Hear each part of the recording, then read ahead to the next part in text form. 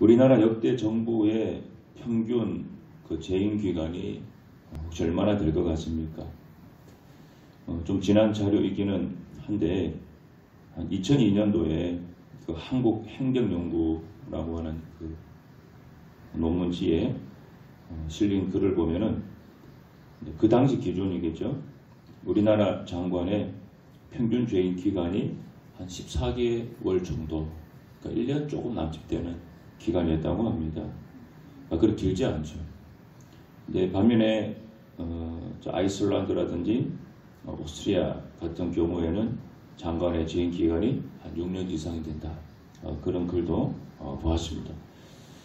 뿐만 아니라 우리나라의 경우는 정권이 바뀌면 정부 요직에 있던 사람들이 감옥으로 가는 경우가 상당히 많습니다. 다른 나라에 비해서. 자, 그런데 정권이 바뀌어도 이러한데 하물며 한 나라가 망하고 다른 왕조가 들어서면 어떻겠습니까? 멀리 갈 필요 없죠. 우리나라 고려시대, 조선시대 이렇게 넘어가는 때 우리가 사극 드라마 보면 알지만은 이 나라 자체가 완전히 바뀌면 어떻게 됩니까? 사람들 자체도 판이 완전히 바뀌게 됩니다. 그 전 나라에 있던 사람들은 다 어디론가 죽든지 귀향을 가든지 그런 일이 벌어지고 모든 새로운 사람들이 정부의 요직을 차지하게 됩니다. 다니엘이라고 하는 이 사람은 바빌론의 느부갓네살 왕 때부터 메데 바사의 다리오 그리고 고레스 왕에 이르기까지 정부에서 요직을 감당했던 사람입니다. 이게 다니엘 1장 21절에 나옵니다. 이 기간을 학자들은 대략 한 70년 정도로 잡고 있습니다. 다니엘이라고 하는 사람이 아주 변신에 능한 정치 구단이었기 때문에 그런 것이 아니라 분명히 다니엘 나름대로의 그런 비결이 있었을 거라는 거죠. 그 비결이 뭘까 하는 것을 오늘 이 10절 말씀을 통해서 한번 살펴보려고 합니다. 오늘 본문 배경은 이렇습니다. 바벨론이 무너지고 메대 사람 다리오가 나라를 얻어서 이제 다스리게 된 그때입니다. 이 다리오는 왕이 오르자 전국을 효율적으로 통치하기 위해서 행정체제를 개편했습니다. 전국을 120도로 나누었습니다. 120개로 분할한 거죠. 그리고 그 도마다 방백들, 소위 이제 우리로 치면 도지사 같은 거겠죠. 이런 방백들을 다 두어서 120명이 120도를 통치하게 했습니다. 그리고 그 120명을 또 누군가 컨트롤해야 되니까 그 120명을 다스릴 수 있는 사람 총리 3명을 둔 거죠. 그 총리 3명이 120 방백을 다스리다. 그래서 이 방백들이 총리에게 보고하고 총리가 왕에게 보고하는 이런 행정 시스템으로 만들었습니다. 그러니까 바벨론을 무너뜨린 다리오와 고레스라는 사람 자체가 그 당시에 지방을 다스리는 그 메대의 분봉 왕들이었습니다. 그 지역의 왕들이었습니다. 그들이 비밀리에 세력을 키워서 모고기 메대를 반역하고 바벨론까지 무너뜨린 것이죠. 그래서 이 사람들은 누구보다 지방의 관리들을 잘 소위 이제 감시를 하고 통제해야지 자기들 나라가 안전하다고 하는 것을 누구보다도 잘 압니다. 그래서 이런 행정체제로 개편했는데 이 다리오가 3명의 총리를 또 누군가 또 감시하고 지도해야 되니까 그 3명의 총리를 컨트롤할 사람 또 1명을 세우는 거죠. 그 사람이 누구냐? 다니엘입니다. 이런 식으로 쭉 그 권력이 내려가는 거예요. 그러니까 이 다니엘이라고 하는 사람이 왕 다음으로 있는 굉장한 높은 위치에 있습니다. 자, 그런데 고레스라는 사람은 바빌론을 정복한 후에 정치범 3,000명을 십자가형에 처했다고 합니다. 자, 그런데 다니엘 어떻습니까? 이 모든 풍파를 다 넘겨서 살아남은 그런 사람입니다. 다니엘은 하나님께서 주신 지혜와 총명으로 인해서 마음이 아주 민첩하고 다른 두 총리와 또 다른 그 젊은 방백들이 따라갈 수 없을 만큼 뛰어났습니다. 그 다리오 왕이 아주 총애를 받는, 신을 받는 사람. 그러니까 자기 다음의 사람으로 임명을 하죠. 자, 이렇게 되면 어떻게 되겠습니까? 반드시 그 반대편의 세력들이 시기하고 질투하겠죠. 사람이나 존재가 그러니까. 그러니까 다른 그 두 명의 총리가 아주 시기심이 생기고 그런 질투가 생겨서 이 다니엘을 끌어내리려고 하는 그 시기심을 품게 됩니다. 그래서 이 다니엘을 뭔가 고발을 해야 되는데 아무리 다니엘 주변을 털어봐도 정말 먼지 하나 나오지 않는 겁니다. 뭐 고발할 조건이 없어요. 그래서 이용한 것이 다니엘의 그 개인적인 그 종교생활, 이 신앙생활에서 꼬투리를 찾고자 했습니다. 그리고 도저히 빠져나올 수 없는 함정을 파고 그물을 쳤습니다. 그게 뭡니까? 지금부터 30일 동안 왕 외에 어느 신에게나 기도를 하면 사자굴에 던져넣게 하자. 이제 그런 어떤 법을 만들고자 합니다. 그리고 이 법을 정해서 왕에게 올리니까 왕이 또 기분이 좋죠. 자기한테만 다 경배하게 하니까. 그래서 허락을 받고 아무도 변경을 못하도록 그 법에 왕의 그 도장을 딱 찍도록 그렇게까지 완전하게 하게 됩니다. 그러니까 다니엘이 모든 국가의 행정사무를 총책임지는 사람이니까 이런 법을 자기가 알죠. 보고가 올라오니 자기한테 최종 보고가 올라오잖아요. 그 최종 보고가 들고 자기가 왕에게 보고하니까 너무나 잘 알지 않습니까? 그걸 봤을 때 다니엘이 알겠죠. 오랜 세월 정치한 사람이니까 나를 죽이려고 이 법을 만들었구나. 딱 보면 알죠. 이 것을 본 다음에 다니엘이 어떻게 했습니까? 오늘 10절 말씀이죠. 다니엘이 조수의 왕의 도장이 찍힌 것을 알고도 자기 집에 돌아가서는 윗방에 올라가 예루살렘을 향한 창문을 열고 전에 하던 대로 하루 3번씩 무릎을 꿇고 기도하며 그의 하나님께 감사했더라. 왕의 도장이 찍힌 것을 알고도 그러죠. 이 왕의 도장이 찍혔다고 하는 것은 어떤 의미인지 다니엘이 누구보다 잘 알아요. 어느 누구도 이 법을 바꿀 수 없다는 거예요. 변경이 안 된다는 겁니다. 그런데 이 10절 말씀 속에는 다니엘의 인생 철학 또 그의 신앙이 아주 함축되어 있습니다. 3가지가 나옵니다. 첫 번째는 다니엘은 믿음의 사람이라고 하는 것이 나옵니다. 자, 보통 사람이라고 한다면은 이 정도 상황되면 어떻게 처신을 했겠습니까? 다니엘이 왕의 시임을 받는 총애를 받는 사람이라 그랬잖아요. 그러면 왕에게 직접 나가서 자초지명을 설명할 수도 있겠죠. 아니면은 이 법에 허점이 있습니다. 30일 동안만이라고 하는 기간이 정해져 있습니다. 그러니까 30일 동안만 기도 안 하면 돼요. 아이고 30일 기도 안 한다고 뭐 날벼락나는 거 아니지 않습니까? 그리고 전 그것도 안 되면은 그냥 눈 뜨고 속으로 기도해야 되잖아요. 그것도 기도니까. 그러니까 사실 다니엘이 현재의 상황을 피하려고 마음을 먹으면은 방법은 많이 있습니다. 그런데 다니엘은 그런 인간적인 방법으로 이 문제를 해결하거나 피하려고 하지 않았습니다.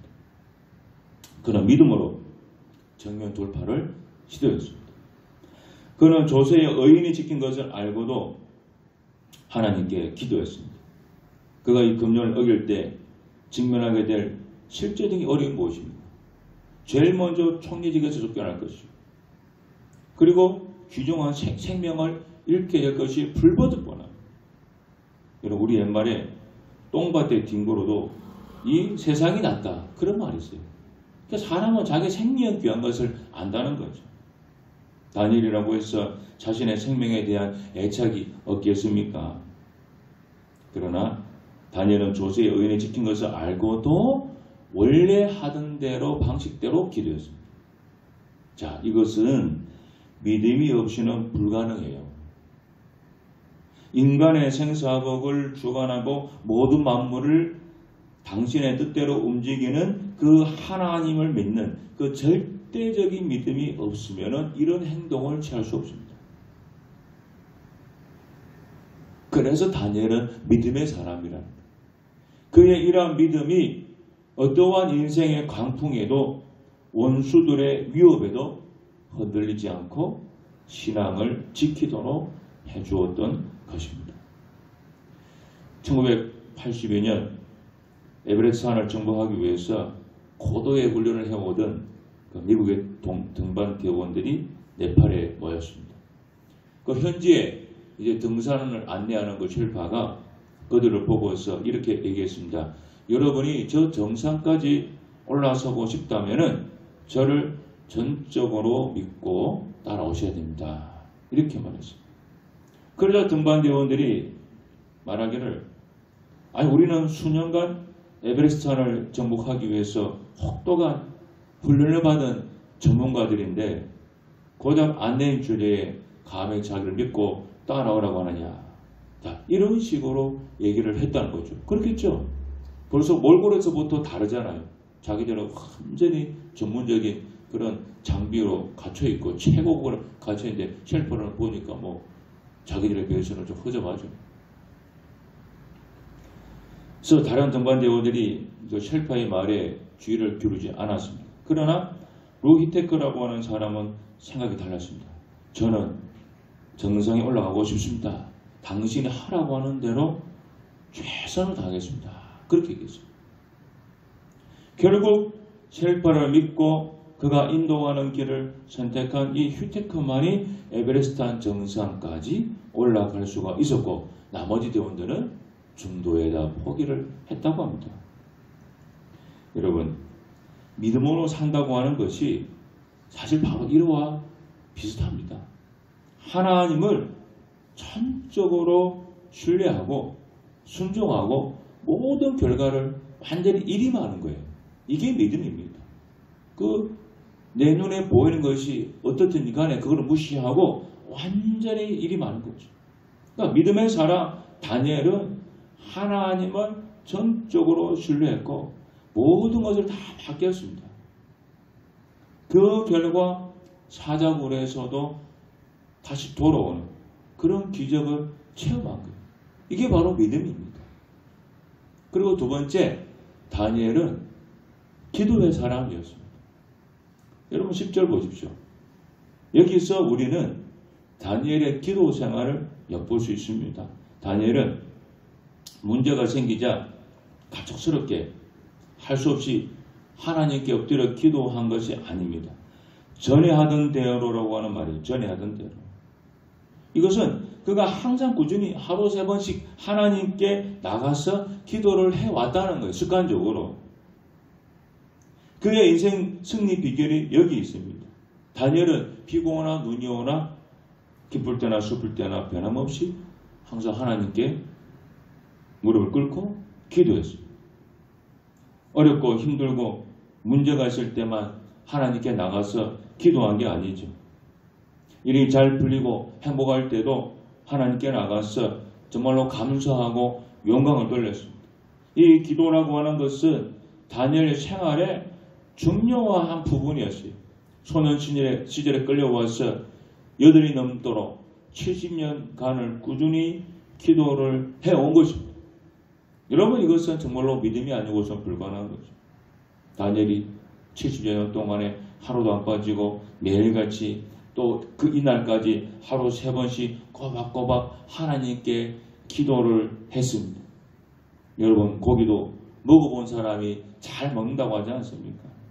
기도도 평소에 꾸준히 하는 사람이 그 기도의 어떤 맛을 알기 때문에 꾸준히 기도를 하는 법입니다. 평소에 기도를 잘 안 하는 사람은 무슨 문제가 생겨도 사실 기도를 잘 하지 않습니다. 다니엘은 무슨 문제든 항상 하나님께 아뢰고 해결함을 받았습니다. 그는 이를 통해서 수없이 기도의 능력을 체험한 겁니다. 그는 기도로 모든 문제를 해결하는 기도의 사람이었습니다. 그는 문제가 생겼을 때 문제 해결을 위해서 사람들을 만나서 대화하고 이리저리 뛰어다닐 수도 있었겠죠. 그러면 문제가 잘 해결될 수도 있을 것 같은데 이상하게도 더 꼬이는 경우가 많더라고요. 그러나 가장 먼저 하나님께서 이 문제를 해결해 주시도록 조용히 나가서 기도를 하게 되면은 하나님께서 모든 문제를 해결할 수 있는 힘도 주시고 또 지혜도 주시고 또 어떤 경우에는 하나님이 직접 나서서 그 문제를 풀어주는 경우도 있습니다. 다니엘은 기도로 자신의 모든 문제를 해결해 나가는 그런 기도의 사람이었습니다. 그는 기도를 통해서 자신을 이기고 환경을 이기고 그 시대를 이기고 승리의 인생을 살았던 것입니다. 미국의 유명한 찰스 스탠리 목사님께서 말하기를 모든 전쟁을 무릎으로 싸우라. 그러면 매번 이길 것이다. 우리는 무릎 꿇을 때 가장 크고 강하게 선다. 이렇게 말했습니다. 참 맞는 말입니다. 여러분 기도의 무릎을 꿇어야 됩니다. 마귀는 우리가 주님의 은혜에 감사하지 않고 불평하고 또 부정적인 말을 할 때 그때 아주 공격해 들어옵니다. 가정에 문제가 생겼을 때 기도하셔야 돼요. 또 직장에도 문제 생기면 기도해야 돼요. 또 자기가 하는 사업에 문제가 생겼으면 그때도 기도를 해야 돼요. 무릎을 꿇고 믿음과 감사의 기도를 할 때 그때 우리는 다 이길 수가 있습니다. 그 미얀마라고 하는 나라 있지 않습니까? 이 미얀마 선교의 아버지라고 하는 분이 아돈이람 저드슨 선교사입니다. 유명한 분입니다. 그리고 윌리엄 캐리는 인도 선교의 아버지다라고 불리는 분이에요. 이 아돈이람 저드슨 선교사님이 인도의 윌리엄 캐리 선교사님을 만나러 간 적이 있다 그래요. 1812년에 인도를 방문했다 그럽니다. 그래서 이 캐리 선교사님이 그 선교 얘기도 듣고 또 수차례 살해당할 뻔한 얘기, 또 인도 정부로부터 많은 박해를 받은 것들, 또 이번에 이제 인도어로 성경 번역을 했는데 번역을 다 해놓은 게 불이 나가지고 완전히 다 타버렸던 그런 얘기들, 이런 것들을 다 듣고 저드슨 선교사님이 캐리 선교사님에게 물었다 그래요. 어떻게 이렇게 많은 역경들을 견뎌내고 지금까지 설 수가 있었습니까? 그 비결이 뭡니까? 물었습니다. 그러자 이 캐리 선교사님은 저드슨 선교사님을 정원의 한편 구석으로 안내한 뒤에 다음 같이 말했습니다. 여기가 바로 저의 예배 장소이자 기도와 묵상의 자리입니다. 이 자리가 없었다면 저는 계속해서 닥쳐온 고난을 이겨내지 못했을 것입니다. 저는 매일 새벽 5시에 이 자리에 와서 하나님께 기도합니다. 그리고 저녁이 되면 식사를 하고 나서 성경을 들고 다시 이 자리로 옵니다. 그러니까 이분 물론 선교사라고 하는 그런 어떤 위치에 있는 사람이긴 하지만 다니엘처럼 정해진 시간에 하나님께 기도를 했기 때문에 그에게 왔던 모든 그 고난의 그 파도를 이겨낼 수가 있는 거예요. 그러니까 인도 선교사니까 또 이분에게 맞는 큰 고난이 왔겠죠. 또 우리에게 맞는 그런 고난이 옵니다. 뭐 큰 게 올 수 있고 아니면 작은 게 올 수 있는데 그러나 고난은 상대적이기 때문에 그 사람한테는 힘든 거예요. 누구나. 이걸 어떻게 이길 거냐. 그게 기도라는 거죠. 다니엘이 정말로 70여 년 세월 동안에 변함없이 기도를 해오니까 그의 인생의 가장 큰 위기, 이게 가장 큰 위기지 않습니까? 가장 큰 위기를 정말로 극복을 하더라는 거죠. 이게 바로 여러분 기도의 백미입니다. 평상시에는 큰 기도해도 이게 뭐 되는 건지 안 되는 건지 하나님이 듣는 건지 안 듣는 건지 사실 알 수가 없어요. 진짜 누구 말처럼 하나님 어디 뭐 출장 가는 것 같아요.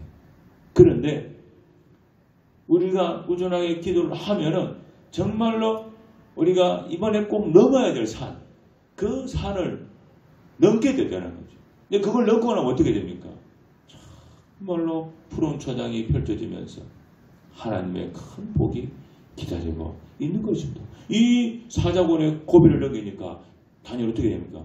다리오 왕을 넘어서 고레스 왕에 이르기까지 그가 그런 훌륭한 역할을 감당을 하지 않습니까?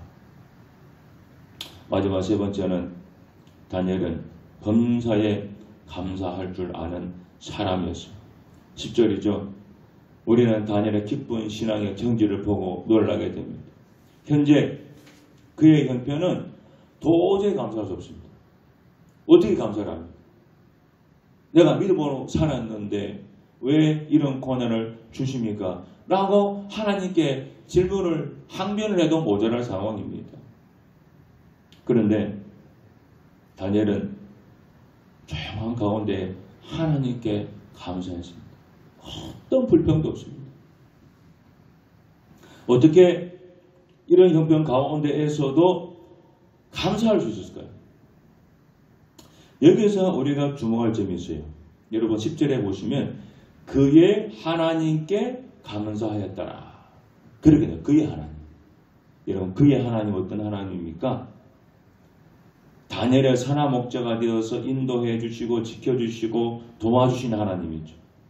다니엘에게 지혜와 명철 주시고 이상과 꿈을 깨닫게 해주신 분이죠. 그에게 능력 주신 분이죠. 인간 세상을 그의 뜻대로 다스리시고 인간들의 생사화복을 주관하는 절대 주권자 되는 하나님이죠. 그러니까 다니엘은 이 하나님을 믿었다는 거예요. 그의 하나님입니다. 그냥 두루뭉실하게 그냥 하나님이 아니라 아주 구체적으로 정말로 그가 일생 동안 경험해 왔던 그런 아주 구체적인 그의 하나님께 여러분 감사한 겁니다. 그러니까 다니엘은요, 이 그의 하나님 감사했다는 이 속에 정말로 그 지난 과거의 세월이 필름처럼 쫙 지나가면서 하나님이 이런 하나님이었구나. 그런 신앙 고백이 들어가 있는 거예요. 그가 어떤 행편 가운데에서도 하나님께 감사할 수 있었던 것은 자기와 자기 백성에게 두신 하나님의 선하신 주권을 믿었기 때문입니다. 우리는 상황이 좋으면 하나님께 감사를 했지만 원치 않게 상황이 힘들게 돌아가면 감사하기보다는 불평을 늘어놓기 쉽습니다. 그러나 우리가 하나님의 정말로 선한 주권을 믿는다고 한다면 아무리 절망적으로 보이는 상황이라 할지라도 감사할 수 있습니다. 하나님께서 모든 것을 합력해서 선을 이루어 주실 것을 믿기 때문이죠. 결론적으로 오늘 말씀을 통해 우리 하나님은 살아계신 분이다 하는 것을 깨닫게 됩니다. 하나님께서는 어떤 상황 가운데서도 하나님을 믿고 기도하는 사람에게 당신의 살아계심과 능력을 나타내 보여주십니다. 많은 사람들이 하나님은 어디에 계십니까? 그렇게 말하죠. 왜 나에게는 당신의 그 능력을 보여주지 않습니까? 말합니다. 불평하고 불신의 말을 합니다. 그것은 하나님께서 능력이 없는 것이 아니고 살아계신 하나님을 향해서 우리가 기도를 하지 않았기 때문입니다. 하나님은 지금도 다니엘 시대에 역사하셨던 하나님이 지금도 똑같이 역사하고 계십니다. 천지 만물을 주관하세요. 그러므로 우리 역시 하나님의 능력을 체험하기 위해서는 다니엘처럼 믿음으로 기도해야 됩니다. 내가 필요할 때만 나와서 기도하는 것이 아니라 정기적으로 간절한 심정으로 여러분 기도를 해야 됩니다. 그러면 다니엘 같은 그런 일들이 은혜가 우리에게도 저는 동일하게 오리라 믿습니다. 기도하겠습니다. 하나님 아버지 감사합니다. 다니엘처럼 믿음으로 기도하는 사람 되게 하시고 정말로 감사할 수 없는 그 형편에서도 하나님께 감사할 수 있는 저희 예그른교회 성도들이 되게 하여 주옵소서. 예수님 이름으로 기도드립니다. 아멘.